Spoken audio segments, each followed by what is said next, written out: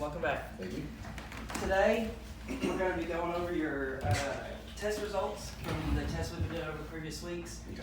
So in front of you, this is a 3-page summary of all your results and whatnot. I'm going to walk you through it, just kind of explain what all of it is, and then we're going to kind of talk about some goals at the very end. Okay. So up here at the top, it's just got your demographics. It's just your name and your age, and then your other stuff like your body weight and your height. But it's also got your waist circumference and hip circumference.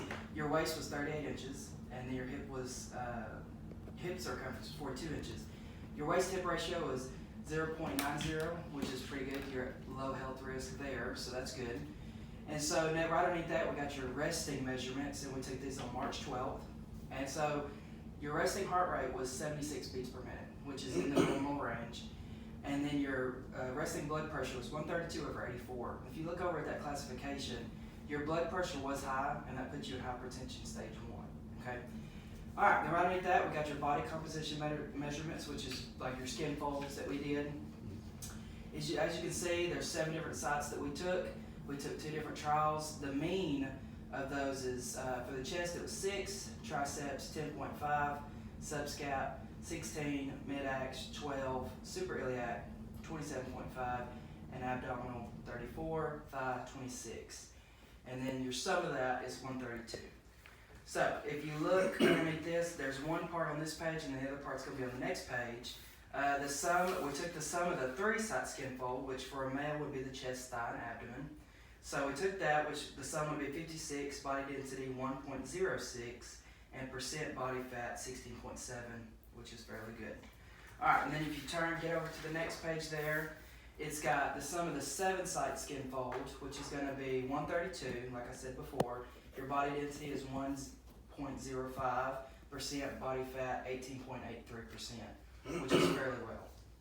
All right, so then we got your BMI. You are considered to be overweight, but seeing how you're 6'3", you've been an athlete, I mean, I think it's pretty well known that you're a pretty big guy. So, your body fat percentage is acceptable. The classification will be above the 95th percentile, which is lean. But like I said, you were an athlete and you're 6'3", so that's why it's probably putting you in that overweight category.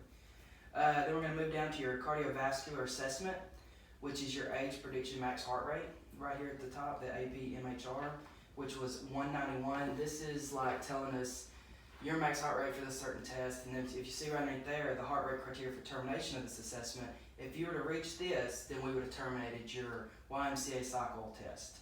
But your max heart rate is 162 beats per minute, and if you look down through here, we've got each, from your warm-up all the way down to stage 4 that we went down to, you were able to complete the whole test, your heart rate got up to 160, so you stayed beneath the 162.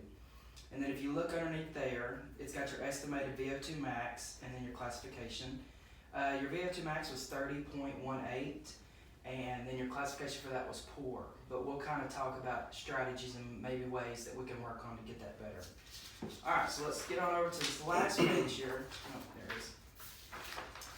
This is going to be all your flexibilities, the different tests we did with that. So the first one we did the back scratch, which is the one you did your arms behind your back and get all that good stuff. We did your right side and left side. You had a positive 1 inch on each side, which is above average, puts you in the 70th percentile.